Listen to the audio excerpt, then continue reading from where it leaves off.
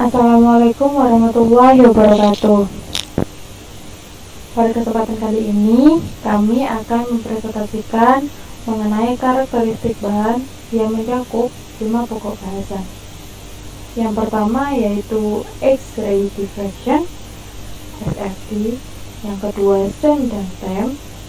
Pokok bahasan yang ketiga spektroskopi. Yang keempat SET. Dan yang terakhir TGA.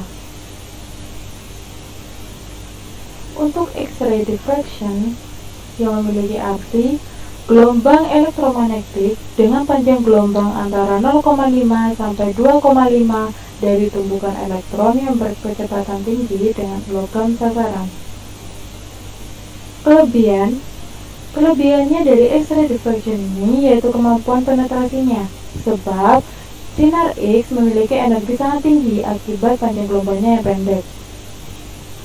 Kekurangan dari X-ray diffraction ini yaitu untuk objek berupa kristal tunggal sangat sulit mendapatkan senyawa dalam bentuk kristalnya, sedangkan untuk objek berupa bubuk atau powder sulit untuk menentukan strukturnya. Nah, X-ray diffraction ini menggunakan X-ray diffractometer. Dan penjelasan instrumen yang digunakan untuk mengidentifikasi material kristalit maupun non-kristalit yang terdiri dari tabung sinar X, tempat objek, dan detektor sinar X. Dapat dilihat di slide, yaitu bagian-bagian dari X-ray diffractometer sendiri, yaitu misal ada primary slit, ada secondary slit, ada detektor, dan lainnya. Manfaatnya yaitu membedakan material yang bersifat kristal dengan amorf, kemudian mengukur macam-macam keacekan dan penyimpangan kristal, karakterisasi material kristal, identifikasi mineral-mineral yang berbutir halus, kemudian penentuan dimensi-dimensi satuan. Setelah itu menentukan struktur kristal yang menggunakan reverse refinement, kemudian analisis kuantitatif dari mineral, lalu menunjukkan tingkat kristalitas suatu padatan dan untuk mengetahui diameter kristal.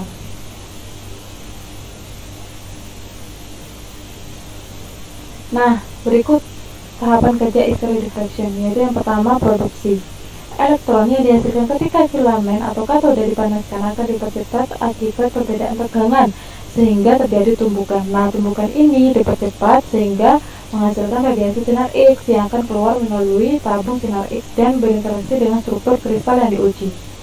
Nah, kemudian yang kedua yaitu difraksi, yang merupakan interaksi sinar X dan material, di mana radiasi sinar X yang telah dihasilkan oleh tabung sinar X tadi akan berinteraksi dengan struktur kristal material yang diuji, sehingga menghasilkan pola-pola difraksi yang menyerupai pola gelap dan terang. Nah, untuk pola gelapnya itu interferensi destruktif dan pola terangnya itu interferensi konstruktif. Nah, untuk interferensi konstruktif terjadi sesuai dengan hukum Bragg yang menyatakan bahwa perbedaan lintasan berkas difrasi sinar X harus merupakan kelipatan panjang gelombang. Secara matematis dirumuskan N kali lambda atau panjang gelombang sama dengan D sin theta.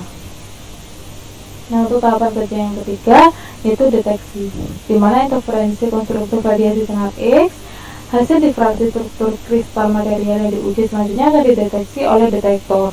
Nah, agar detektor dapat mendeteksi interferensi konstruktif radiasi sinar X yang tepat, maka posisinya harus berada tepat pada arah sudut pantul radiasi sinar X. Nah, untuk yang terakhir tahapan kerjanya yaitu interferensi konstruktif sinar X yang telah dideteksi oleh detektor akan diperkuat gelombangnya dengan menggunakan amplifier, sehingga akan terbaca secara spektroskopi sebagai puncak-puncak grafik yang ditampilkan oleh layar komputer. Dengan menganalisis puncak-puncak grafik tersebut, struktur kristal suatu material dapat diketahui. Nah, ini untuk SEM yang memiliki arti bahwa mikroskop elektron yang menggunakan berkas elektron untuk menggambar profil permukaan benda, di mana SEM ini memiliki aplikasi yaitu topografi yang menganalisa permukaan dan tekstur, misalkan kekerasan, reflektivitas, dan sebagainya. Kemudian morfologi untuk menganalisa bentuk dan ukuran dari beberapa sampel dari benda sampel. Kemudian komposisi untuk menganalisa komposisi dari permukaan benda secara kuantitatif dan kualitatif, di mana bagian-bagian SEM ini sendiri yaitu ada stage, sebagai tempat bahan yang akan diuji, kemudian secondary electron detector untuk menangkap informasi mengenai topografi, kemudian ada objective lens untuk membaca elektron yang masuk dari hasil proses scanning sebelumnya, ada scanning coils untuk men-scanning elektron yang masuk, ada condenser lens untuk memfokuskan elektron pada satu titik sebuah sampel, ada elektron beam untuk meneruskan elektron pada satu titik sebuah sampel, kemudian ada anoda untuk menarik elektron masuk ke dalam, ada filamen juga untuk menangkap elektron yang telah dipancarkan. Setelah itu high voltage cable untuk menghasilkan elektron yang akan diteruskan ke filamen, dan backscape elektron detektor untuk menangkap informasi nomor atom dan topografi, dan infrared kamera untuk menangkap gambar yang terbentuk. Nah, kemudian prinsip kerja dari SEM itu sendiri yaitu elektron gun yang menghasilkan elektron beam kemudian ke anoda, di mana fungsi anoda itu sendiri menarik elektron kemudian ke lensa magnetik untuk difokuskan dan ke koil pemindai, kemudian terjadi hamburan elektron, secondary elektron dan backscape elektron, kemudian dideteksi oleh detektor yang akan ditampilkan nantinya ke monitor CRT. Hasil foto SEM seperti berikut. Nah, perbedaan resolusi mikroskop optik dengan resolusi mikroskop SEM dapat dilihat pada slide. Nah, ada juga foto SEM partikel, ada foto SEM nanotube, ada foto SEM partikel yang terorganisasi yang bisa terlihat sangat rapi sekali, dan fotokopi SEM diperbesar. Ada tabel tabulasi ukuran partikel di mana pada jangkauan diameter 0 nanometer tidak terdapat partikel. Ketika 200 nanometer, jumlah partikelnya 4. Pada jangkauan diameter 400 nanometer, jumlah partikelnya 20, dan seterusnya. Seperti yang telah ditampilkan pada slide.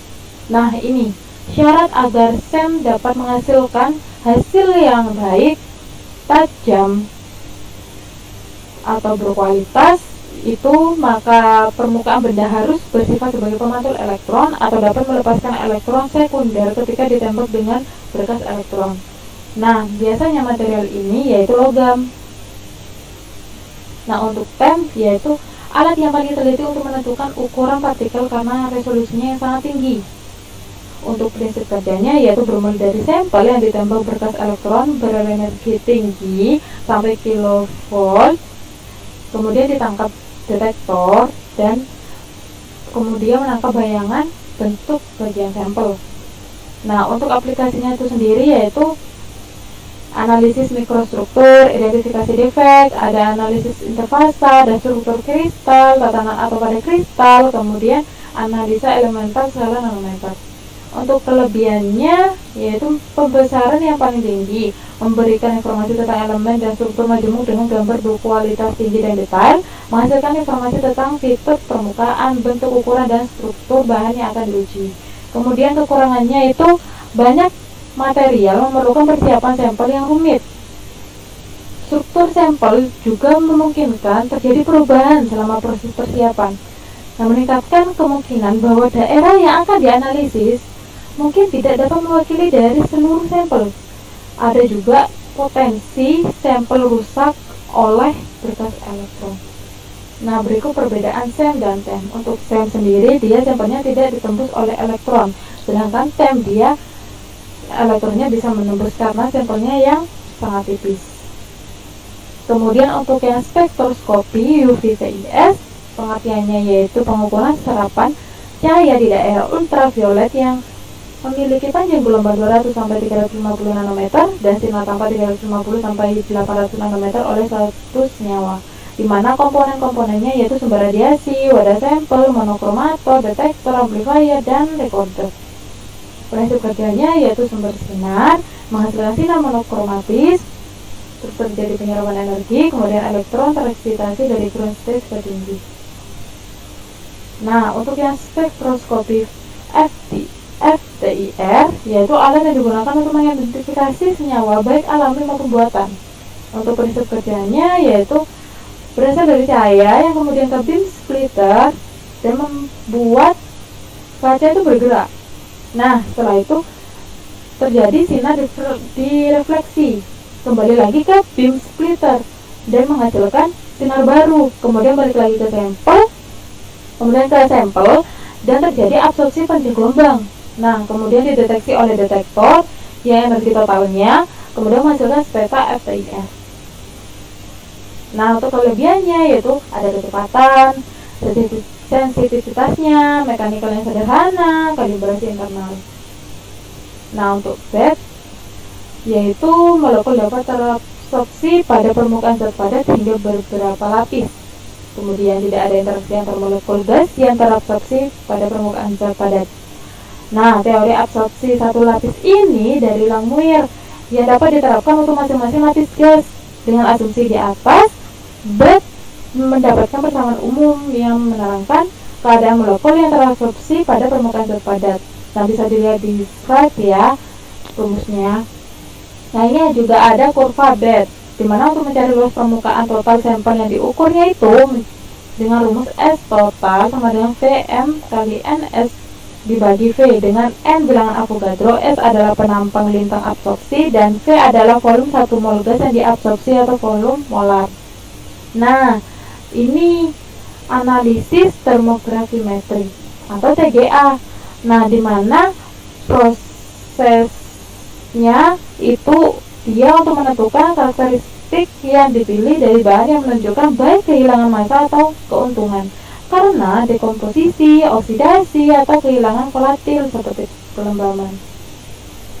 Nah, untuk dilakukannya percobaan itu, maka hal yang pertama yang harus dilakukan material serbuk yang dimasukkan ke dalam cawan kecil. Nah, pemilihan bahan dari cawan ini perlu disesuaikan dengan bahan uji dan dipastikan bahan uji tidak bereaksi dengan bahan cawan serta tidak lengket ketika dipanaskan.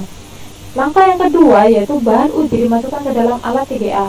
Setelah sampel dimasukkan ke cawan ini, terus kemudian dimasukkan ke dalam alat TGA, nah baru kita bisa memprogram urutan pemanasan dan program berapa temperatur hingga kecepatan pemanasan sampai kira-kira sekitar 1000 Celcius dengan kecepatan sampai 100 Celcius per menit, atau tergantung dengan setiap tipe alat, soalnya beda-beda. Nah, yang ketiga itu ada kurva hasil TGA dari bahan yang mengandung karbon. Nah, dapat dilihat di kurva tersebut ada 3 garis kan, 3 garis grafik, ada garis yang berwarna hijau, merah, dan biru. Nah, untuk yang hijau dia TG fungsi waktu, untuk yang merah dia temperatur fungsi waktu, dan yang biru dia DTA fungsi waktu. Nah, pada grafik yang bergaris hijau dia itu pada suhu sekitar 100 Celcius, 200 Celcius, dan 500 Celcius terjadi penurunan berat karena kehilangan air, unsur volatil, dan karbon secara berurutan. Nah, untuk aplikasi dari TGA ini sendiri yaitu karakterisasi bahan melalui analisis pola dekomposisi karakteristik. Nah, kemudian studi mekanisme degradasi dan kinetika reaksi, dan penentuan kadar organik dalam sampel, serta penentuan anorganik misalnya as konten dalam sampel yang mungkin berguna untuk menguatkan struktur materi diprediksi atau hanya digunakan sebagai analisis kimia. Nah, ini daftar pustaka yang kami gunakan dalam penyusunan makalah dan presentasi. Sekian presentasi yang dapat kami sampaikan. Terima kasih atas perhatiannya. Wassalamualaikum warahmatullahi wabarakatuh.